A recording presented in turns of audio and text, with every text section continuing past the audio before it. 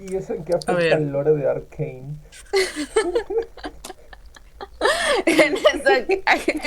eso que afecta al Señor del Fuego. A ver, explícalo.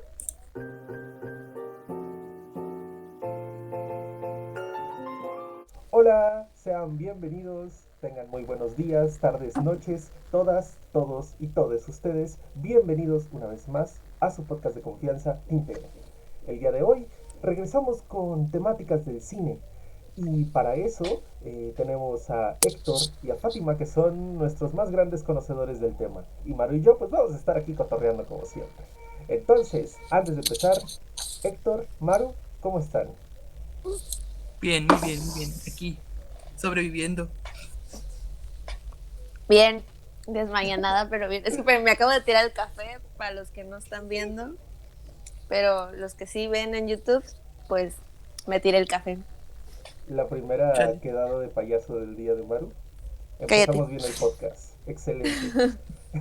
Y pues Fátima en unos momentos viene. Estábamos a punto de iniciar el podcast cuando le hablaron. Entonces por eso no hemos hecho una introducción a ella. Pero en un momento regresa. Así Sí. que hoy le va a tocar empezar a Héctor. Así que Héctor, danos una breve cátedra acerca de las cuestiones del cine mexicano.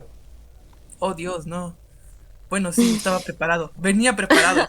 Saca un tomo de 1000 páginas, ¿no? Entonces, Ándale, eso te iba a decir. No venía este, preparado y el pergamino. ándale. Chale.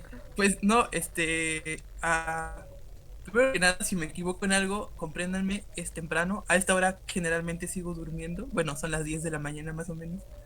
Eh, pero no había otro horario en el cual grabar este podcast, entonces pues aquí estamos, ¿no? Em, Cabe aclarar que nos dormimos tarde algunos, entonces, 3 de la mañana. Sí, sí. ajá, sí, aproximadamente. Bueno, Ya. entonces pues, ok. Cine mexicano. ¿Qué podemos definir por cine mexicano, no? Es complicado porque, bueno, México ha tenido varias fronteras, ¿no? Sin embargo, su identidad nacional se consolida durante la Revolución, ¿no? Específicamente. Entonces, pues, y justamente coincidiendo con la Revolución es el inicio del cine, entonces no hay tanta dificultad si queremos como definirlo dentro del territorio que tiene a partir del siglo, de finales del siglo XIX, principios del XX, ¿no? Hacia acá, ¿no? Todo el cine que se produjo dentro de este país, ¿no? Y puede ser un poco peligroso como delimitación porque tenemos directores y productores que no han trabajado en territorio nacional, ¿no? Por ejemplo, El laberinto del fauno, que es una película en parte mexicana, pero que fue grabada casi toda en España. Eh, y la otra son que productores o editores extranjeros que vienen a grabar aquí, ¿no? Por ejemplo, el caso más famoso de Luis Buñuel, del cual voy a hablar mucho, porque considero que es el mejor director mexicano, y ni siquiera es mexicano, ¿no? Que es español. Y el caso de Eisenstein, ¿no? Que era un gran director ruso que vino a grabar aquí una película que jamás terminó. Pero que ahí está, ¿no? Hay decenas de rollos ahí guardados en la cineteca. Entonces, sí, ¿no? Está el caso contrario, ¿no? También más reciente, Julio Hernández Cordón, que es guatemalteco, pero él graba casi todas sus películas aquí en México y es muy, muy bueno, ¿no? Entonces, yo creo que podemos considerar al cine como todo cine que fue financiado o que tiene cierta cantidad de dinero proveniente dentro del país, ¿no?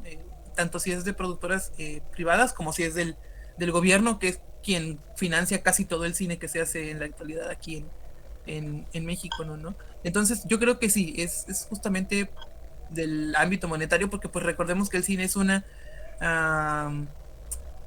industria, una producción que se hace con mucho, mucho dinero, ¿no? No es como barato. Bueno, se puede hacer cine barato, pero pues hasta una cámara te cuesta 3 4 mil baros. O sea, no con nada puedes hacer cine.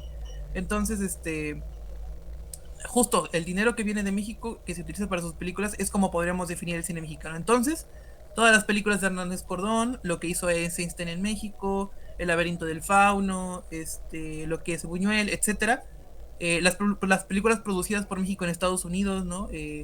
Podemos decir que es cine mexicano. No es cine mexicano, por ejemplo, El Tesoro de la Tierra Madre, porque todo el dinero es estadounidense, aunque se filmó aquí. No es cine mexicano Apocalipto, porque es producción estadounidense. etcétera, ¿no? Entonces creo que ahí es como una delimitación muy sucinta. No sé si alguien más quiere hablar al respecto. Es muy interesante lo que estás diciendo, amigo, porque la mera verdad no tenía ni la más remota idea de todo eso. Así que estoy aprendiendo aquí junto con los oyentes y espectadores la mera verdad. Y pues bueno, justo mientras la cátedra de Héctor estaba siendo efectuada, llegó Fátima. Así que Fátima, cuéntales primero al público cómo estás y después entra de lleno a tus saberes del cine mexicano. Ay, no, cuando empiezo con ustedes puedo camuflarme y no responder primero a la pregunta de cómo estás, pero ya. Ahora no Primero puedes. que nada, primero que nada, No buenos puedes días y hablar. provechito. Un Buen provechito. provecho. Gracias. Es que Héctor siempre lo recomienda en los podcasts, entonces dije, bueno, ¿por qué no? Sí, aprovecha, aprovecha. Yo ya Pero no bueno, desde la vez que me ahogué, pero esa no salió. Esa no salió en público. Se la perdoné esa vez, sí. pero Ujú. ando existiendo. Yay, existiendo así pero del buen tipo, no del existencialista depresivo, pero ahí va. Y del cine mexicano, de lo que estaba escuchando de Héctor, también me parece como un tema muy interesante. Yo no sé muy bien los detalles, entonces ya luego cuando vea el podcast le pondré más atención a esa parte de lo que estaba diciendo en la cátedra de Héctor. Porque sí, es cierto, hay muchas películas que aparentemente luego son mexicanas, pero en realidad no son mexicanas porque el dinero, las ganancias no técnicamente no van para producciones aquí de México, ¿no? Entonces como son extranjeras, entonces técnicamente no podrían llamarse películas mexicanas aunque estén aquí, como decía. Entonces ese tema es muy interesante.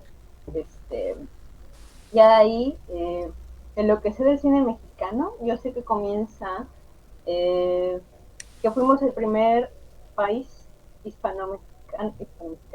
hispanoamericano en tener una producción como tal de cine, sobre todo por las influencias aquí de Porfirio Díaz. Entonces, cuando nace aquí el cine mexicano, de hecho es interesante porque en Estados Unidos ven que se estaba haciendo también la versión de Franklin, que era de esa, no me acuerdo el nombre. ¿Tú te acuerdas del nombre exacto, Héctor? ¿De qué? De...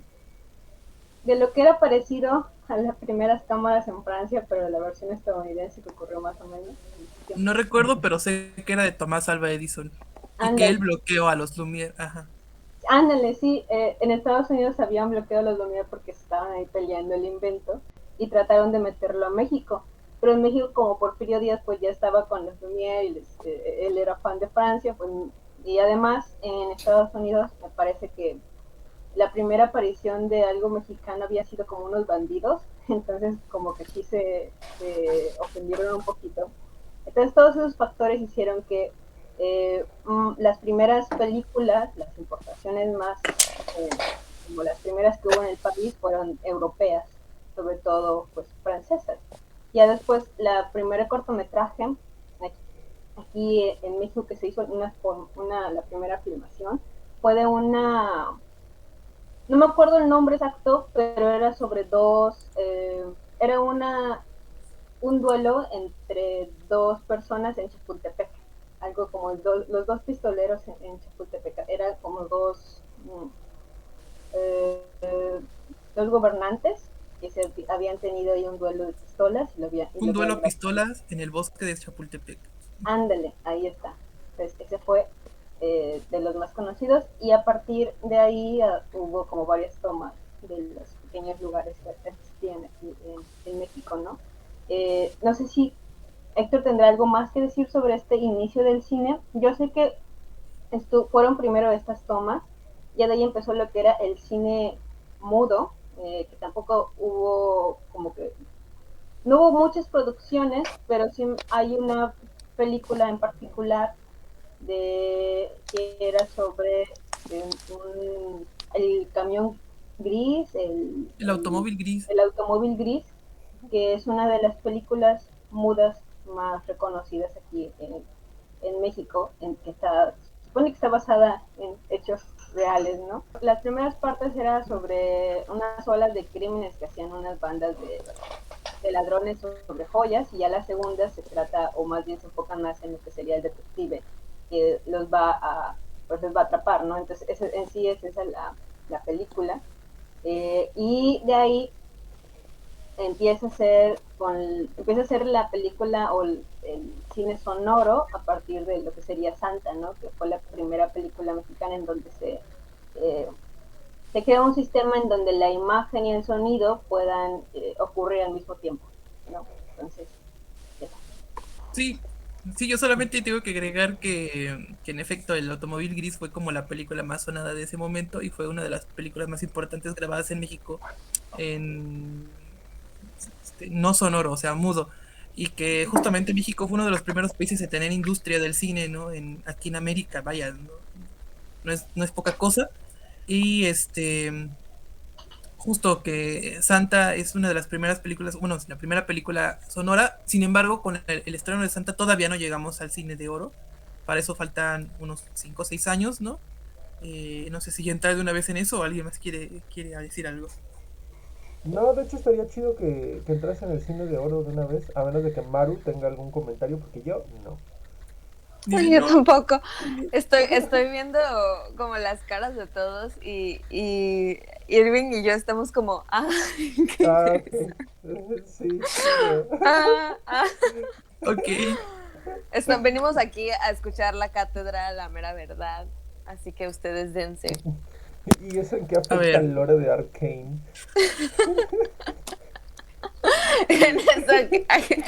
Eso que afecta al Señor del Fuego. A ver,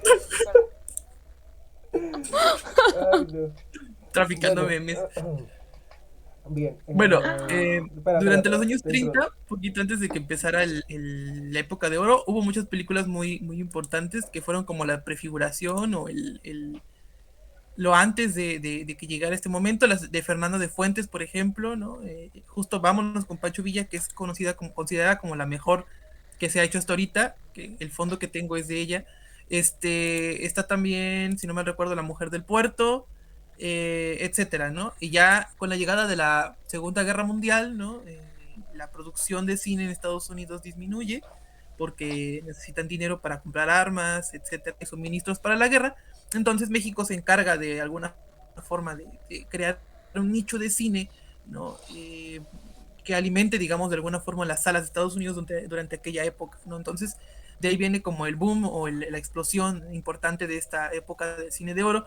Sin embargo, debo de agregar, y esto es como muy personal, a pesar de que fue una industria muy poderosa y a pesar de que fue una industria que tuvo mucho alcance pues mundial, ¿no? A mí personalmente me parece que muchas de las películas de esa época pues no son lo mejor que se pudieron haber hecho. Creo que solamente se está como, ¿cómo se dice? Como vanagloriando o como idealizando mucho una época que en gran parte pues fue basura, ¿no? Fue como hecho para vender, ¿no? Pero sin embargo hay muchas cosas rescatables, ¿no? Todo lo que hizo Luis Declaraciones Buñuel. fuertes. Pero de eso, pues creo que vamos a hablar un poco más adelante. No sé si alguien quiere decir algo. Ay, no, creo que nos van a echar hate en los comentarios, porque yo también soy un poco de la opinión de la época de oro, a pesar de haber construido, porque fue una época en donde se construyeron las divas, los íconos de la cultura popular mexicana, ¿no? Como Jorge Negrete, Pedro Infante, María Félix, todos estos. Entonces, pues nos van a odiar, pero sí, me parece que ocurrió lo que está ocurriendo tal vez un poquito, pero eso ya lo vamos a retomar un poquito más adelante, cuando se popularizó el cine, ¿no?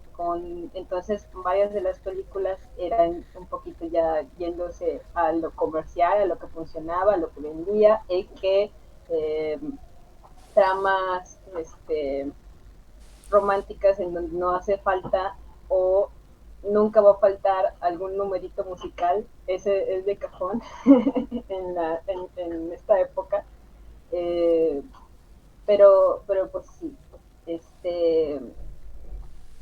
antes de llegar a la época de oro, a mí me gustó mucho la mención que mencionó Héctor sobre la mujer del puerto, y también hay una película que andaba viendo hace poco, porque me mandaron a investigar un poquito sobre este tema también en una clase. Entonces, ahí la primera película de acción que se hizo aquí en México es la que se llama El Tren Fantasma de 1926. Y esa película a mí me gustó porque creo que es verdad, todas las películas que se hacen durante los años 20 son aquellas que van a consolidar un poco como el estilo de México. Antes de los 20, este, hay muchas partes nacionalistas en donde incluso las primeras películas como tales eh, que todavía no eran todavía mudas, había muchos que hablaban sobre la independencia mexicana y luego va a haber muchos que van a hablar sobre la revolución mexicana. Entonces, por ahí también es todo un tema por parte de las películas. Y ya en la época de oro, que comúnmente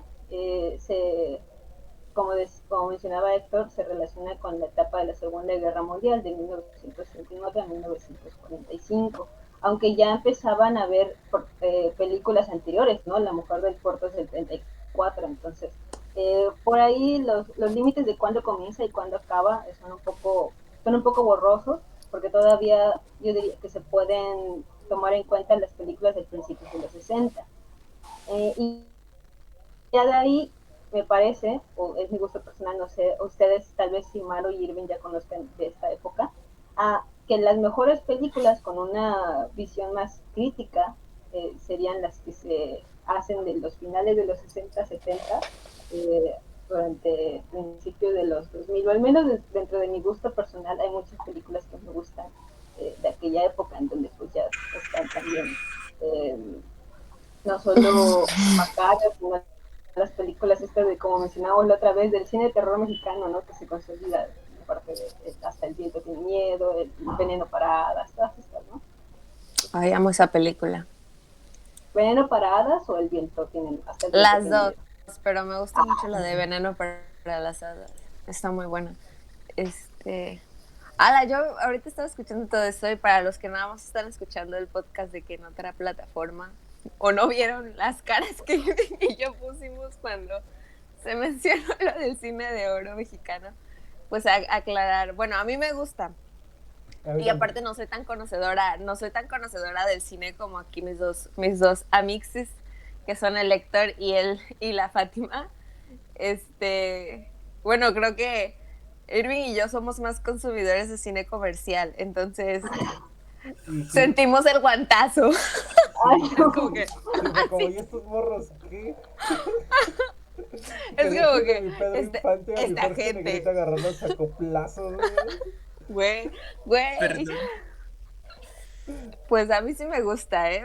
Es que yo sé que es medio... Si es cliché, yo voy a aceptar eso. Es cliché de que se agarraban una fórmula, lo que pegaba, pero yo creo que en cada época que ha habido de cine, de literatura, de cómics, de todo, se agarran siempre de eso. Lo que vende es lo que van a replicar.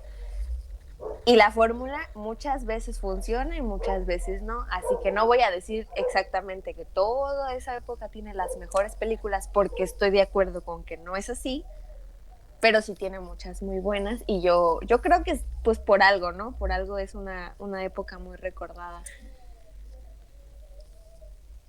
Pueden decirlo, ya vi la cara de Héctor. No, yo quiero agregar a que sí, o que tienes razón, a que hay muchas películas que son como tipo cliché, que son muy buenas. A mí me gusta mucho una que se llama Distinto Amanecer, no Rojo Amanecer, Distinto Amanecer, que es diferente.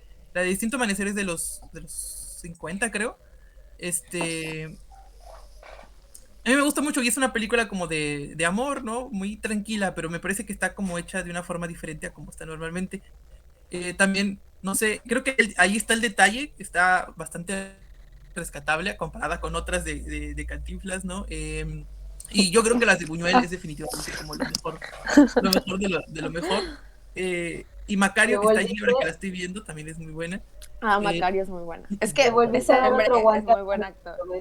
A mí me gusta. gusta Cantinflas, no es mi favorito, pero sí me gusta. Nada más lo hice por mame, cabe aclarar. Sí, y hay una de Tintán que a mí me gusta mucho, no recuerdo el nombre, es muy largo, algo como Calabacitas Tiernas, hay que no sé qué cosa, está muy linda, está linda. A mí me gustaba pero mucho en las del general, Santo.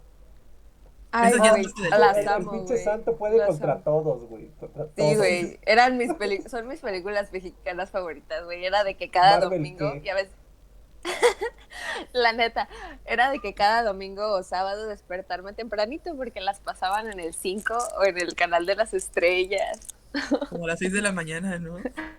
Güey, No, súper, también a las a las 12, 8. 12 de la tarde luego había Sí, películas. pero las del Ajá. santo, las buenas, donde era de que el Sí, santo y sí. Blue Demon contra, o el santo y Mil Máscaras contra. Sí, sí. La No, pasaban en la pero madrugada casi. Sí, Sí, sí, sí. incluso había un canal que no sé si todavía exista en las de cadenas de películas. televisión mexicana que se llamaba Cine Mexicano y todo el día estaban transmitiendo películas de cine Sí, mexicano. sí, No sí, sé si sí. todavía exista ese canal, Sí, se pero en llama caso de de que no, películas.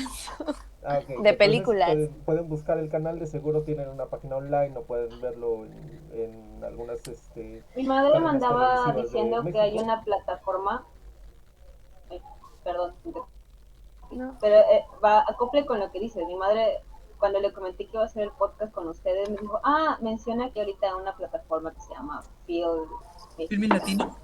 Films Latinos, Films, no films de filmes, sino films de sentimientos. Sentimientos. Films, Films Latinos, en donde dice que están todas las películas mexicanas ahí. Entonces, también es otra opción si tienen curiosidad sobre esta época. Qué interesante. Lo que sí hay que darle papel a la época de oro mexicana es que consolida grandes temas de la cultura que finalmente se quedan como cómo identificarse como mexicanos, ¿no? Entonces, esa parte sí se le debe reconocer mucho, porque precisamente por la idealización de los personajes, de los actores y todos estos, hay un sentimiento de pertenencia muy fuerte en la mayoría de los mexicanos cuando se habla de cine, ¿no? Entonces, yo creo que es su gran valor. Y pues sí, también hay películas muy buenas, como decía Maro, de esta época. La primera versión de La Llorona fue durante la época de oro, en 33. La que mencionaba Héctor es del 43, la de Disney es del 43. O también de Los Misterios de Ultratumba, que forman parte de la época de oro mexicana, ¿no? Entonces sí hay películas que también son bastante interesantes, pero no sé, luego como que no les dan tanto luz como las aventuras de, por ejemplo, El Santo, ¿no? Entonces, Oye, El santo de Oye, ya ahí no es. sentí viene, otro guantazo, güey. El Así. santo ya no es de la no, época de no, oro.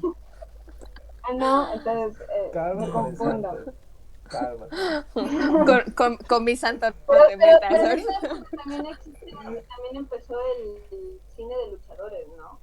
Por ahí Sí, también. Es que se popularizó mucho, no sé en qué época, la mera verdad, para que les echo mentiras, pero sí estuvo muy potente porque muchos luchadores tuvieron sus películas, series, sus cómics, como fue este luchador que se llama Tinieblas, Ajá, sí, el tinieblas. donde salía ya ay, ¿cómo se llama? El luchador que es chaparrito, bueno, no chaparrito, es chiquito, de baja estatura, ¿Cuál de el que todos? monito. El que no, el monito. otro, Aluche, ¿La lucha? Aluche. La luche. Aluche. Aluche era el compañero de Tinieblas, entonces Sí. ahí. Ah, tiene sentido. Sí, las películas del Santo son entre los 60 y los 70. Ujú. Fue una buena época para mí. A mí me gustaban, me dan mucha risa, la verdad. A mí también. Bueno, ya no sé si quisieran hacer un pequeño comentario de qué ha cambiado de las propuestas del cine de oro a lo que se ha hecho ya un poco contemporáneo, digamos, de los años 90 para acá.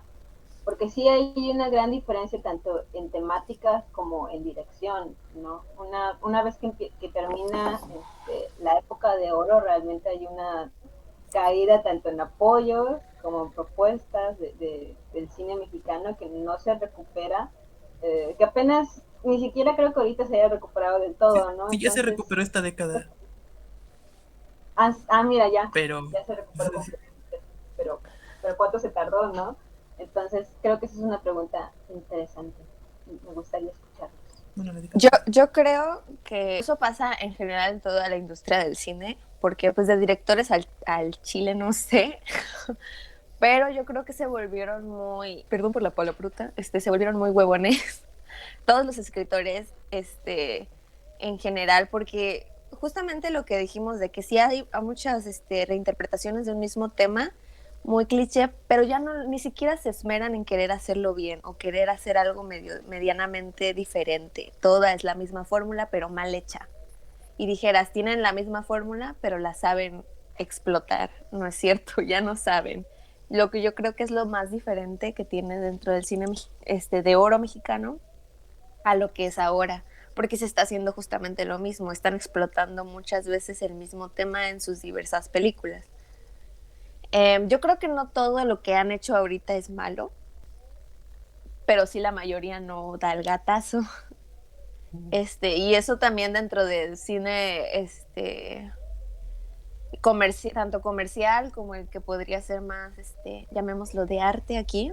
A veces no todo da el gatazo. Sé que hay películas muy buenas, no las he visto todas, obviamente.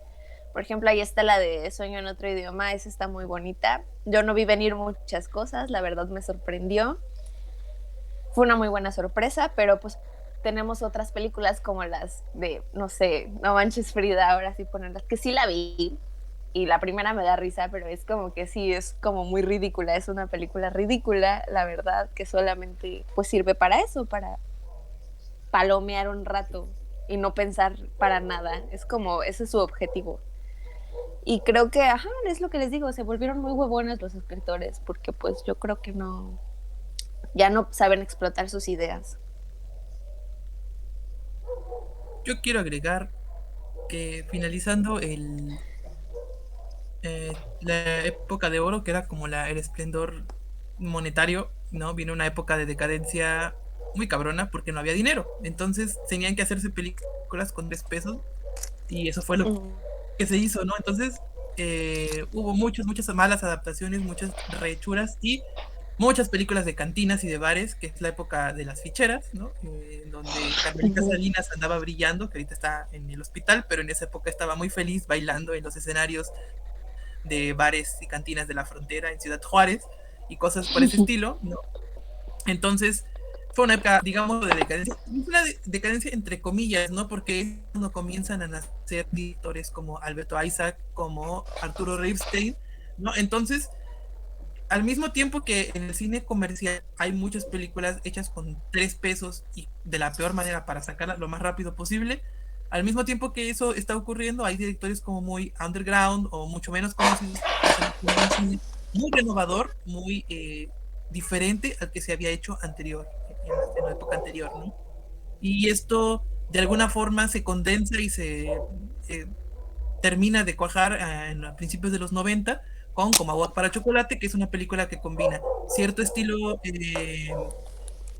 artístico, digámoslo, con lo comercial, ¿no? Y a partir de ahí para acá ha habido como un nuevo esplendor del cine mexicano, y quiero decir nuevo esplendor entre comillas, porque sí es cierto que ha habido películas muy buenas, también ocurre esto que hay que sacar dinero de algún lado y entonces se vuelve a hacer No Manches 2, No Manches Vida 3 y todas esas cosas. Ya. Sí, creo que estoy de acuerdo con Héctor. Creo que durante la época de la decadencia, por así decirlo, terminando durante los años 70 hacia los 90, empezaron a haber directores bastante buenos como el de Ripstein.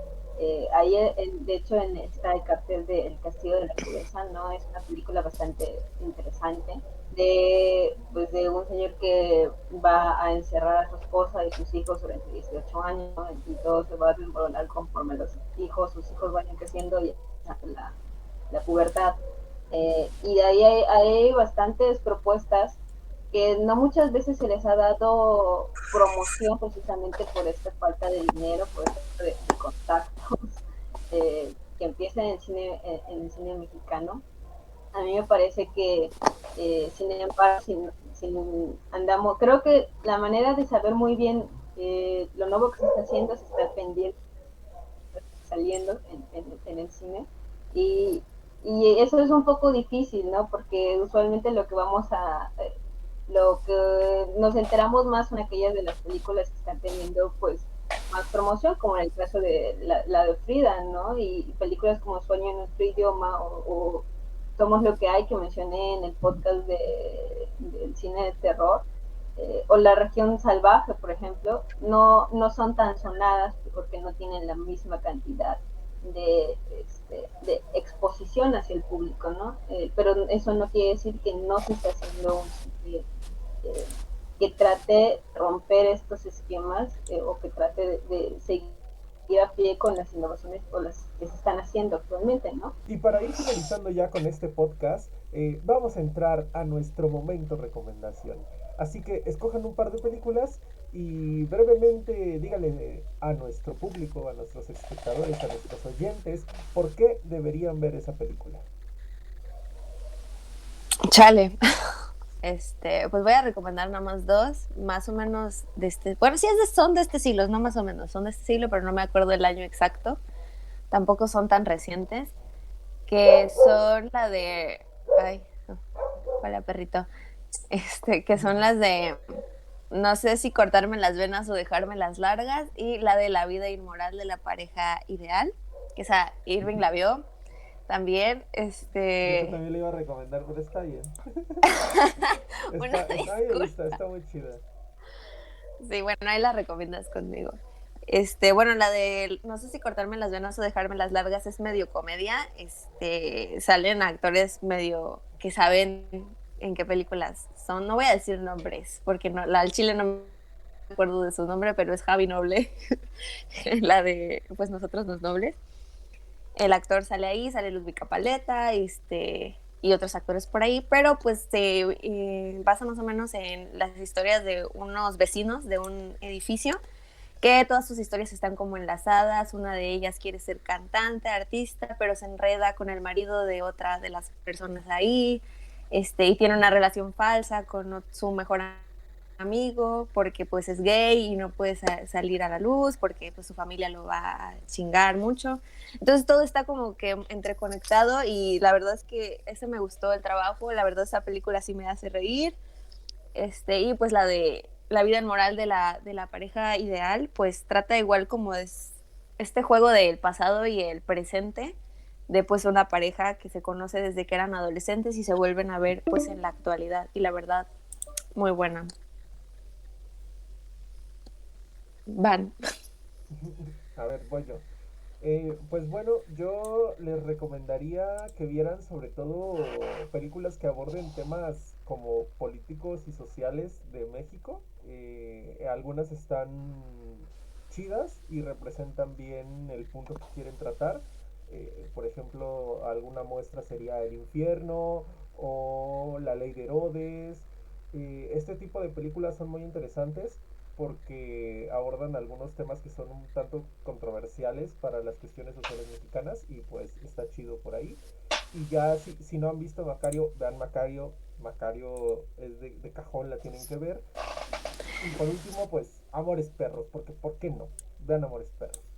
Por cierto, la de Macario ya está a color, por si la gente que lo vio en blanco y negro. Se hizo una propuesta de trabajo. No me acuerdo qué universidad fue, pero la pintaron a mano y ya está a color. Estuvo muy bonito. ¿Vieron que le quieren hacer un remake? Yo digo que no, que se vengan. Están locos, pero bueno, Cada quien. eso es para otro podcast.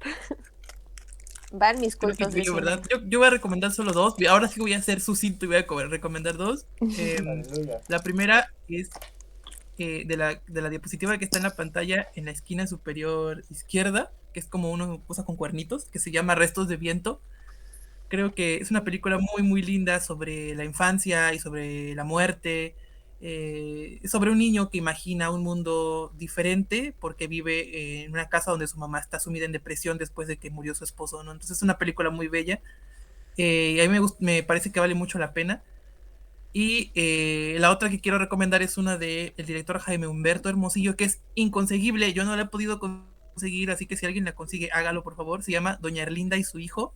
Está basado en un cuento de Jorge López Páez y es una historia que habla de la relación de dos sujetos, pero uno de ellos está casado y su mamá, de alguna forma, hace que tanto su esposa como el amante vivan en la misma casa, ¿no? Es una película muy extraña, muy loca, pero que es muy interesante.